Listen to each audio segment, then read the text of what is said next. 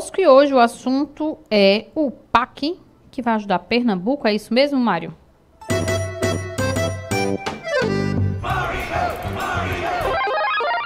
Bom dia, Laís. Bom dia a todos. Pois é, ontem foi lançado aí o PAC, né? O governo escalou vários ministros para irem a alguns estados aí de Pernambuco para divulgar como serão investidos aí os recursos do PAC. E ontem o ministro da Casa Civil, né, esteve aqui, o Rui Costa, né, para anunciar aí esses investimentos, né? E aí as obras que serão aqui em Pernambuco, né, são aquelas obras de infraestrutura, algumas que estão paradas há muito tempo, né, como é o caso da BR-104, a duplicação dela até a divisa com a Paraíba, que é uma obra que foi iniciada no governo Dilma e vem se arrastando e até agora não foi finalizada, né?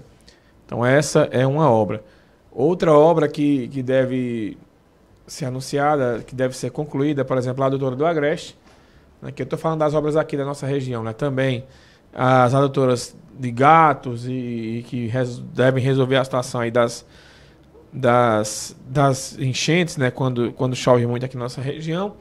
Enfim, obras de infraestrutura e acredito eu que principalmente deveriam priorizar o saneamento básico, né, já que ontem saiu um estudo do Tribunal de Contas do Estado que só 30% das residências de Caruaru, aliás, de Pernambuco, né, são tem esgoto, né? Tem água encanada e esgoto, né? Isso é uma situação muito triste, né, para um estado feito Pernambuco, estado forte, que tem muito pouco, né? Só 50% da população. Então ontem o ministro esteve aqui. Pernambuco é um estado estratégico aí para o presidente Lula, né? É um estado dele, é um estado que ele nasceu. Então, por isso que ele fez questão de enviar o próprio ministro Rui Costa, né? A governadora Raquel Lira esteve lá presente, também o prefeito do Recife, né? Os deputados, o futuro ministro Silvio Costa Filho também esteve, ele que toma posse amanhã, né? Ele vai ser empossado amanhã em Brasília, porque só teve o anúncio de Silvio Costa Filho, mas ele ainda é deputado federal.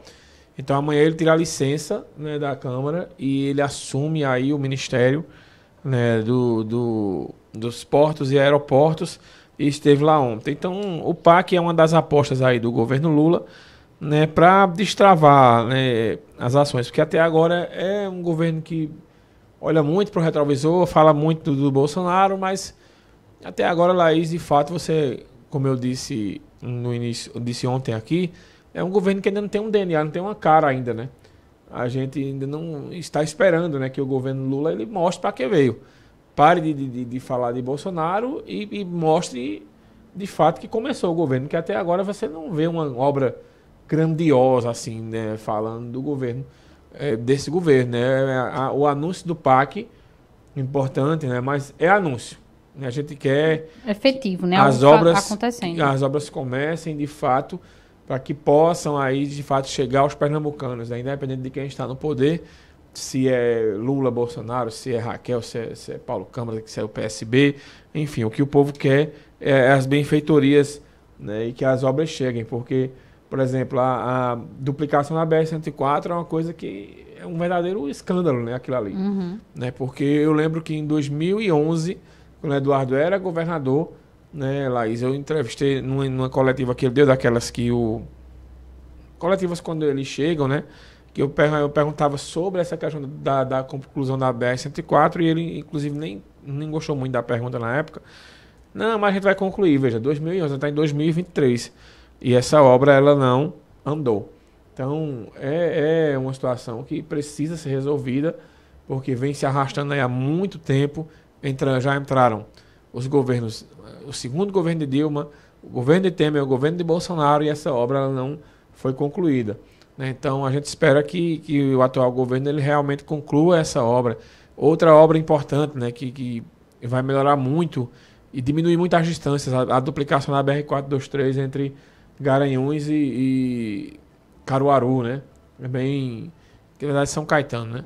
Mas quando ela for duplicada, a gente vai ter uma duplicação de via, né, de Caruaru até Garanhuns. Então, você gasta hoje 1 hora para chegar em Garanhuns, você vai gastar, né, sei lá, 40 minutos com uma BR duplicada.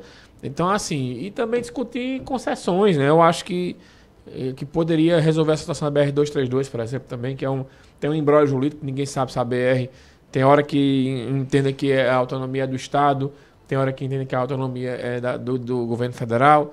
Então, deveriam chegar a um acordo logo e resolver essa situação, para que um ou outro assumisse, né, de fato, essa concessão da BR e que, de repente, a 232 pudesse ser privatizada, alguma coisa assim nesse sentido. Eu acho que melhoraria muito a situação.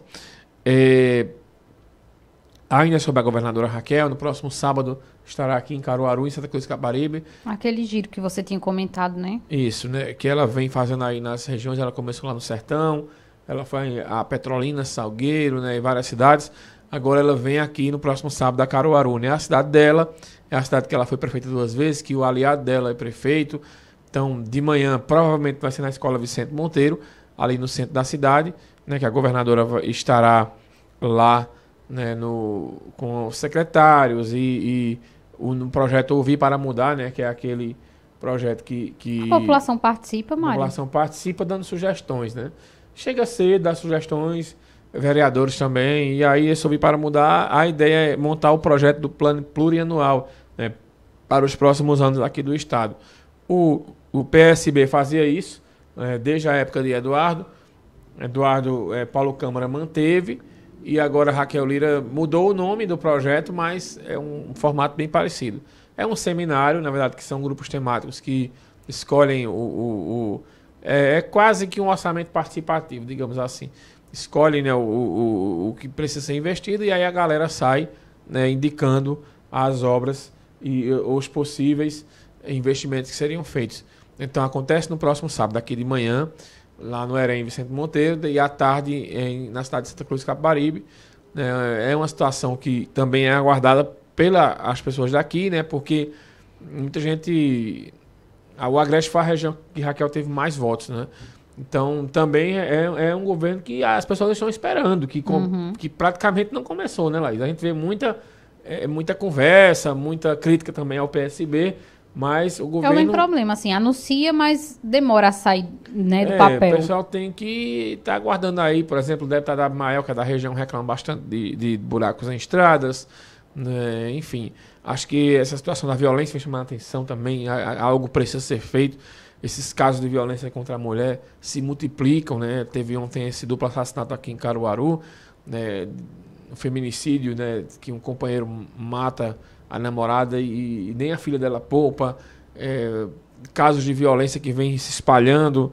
Enfim, algo precisa, a sociedade precisa de uma resposta urgente sobre essa questão, porque até agora a gente vem no aguardo, né, do projeto, né, o Juntos pela Segurança, que precisa de fato garantir a segurança da população, que não vem acontecendo, na minha opinião, nos últimos anos. Não estou ocupando ninguém aqui, mas que algo precisa de fato ser feito, porque os casos de violência vêm voltando a ficar alarmantes, né? Porque essa situação, né, de matar uma mãe e a filha dela, né, é uma coisa que choca todo mundo.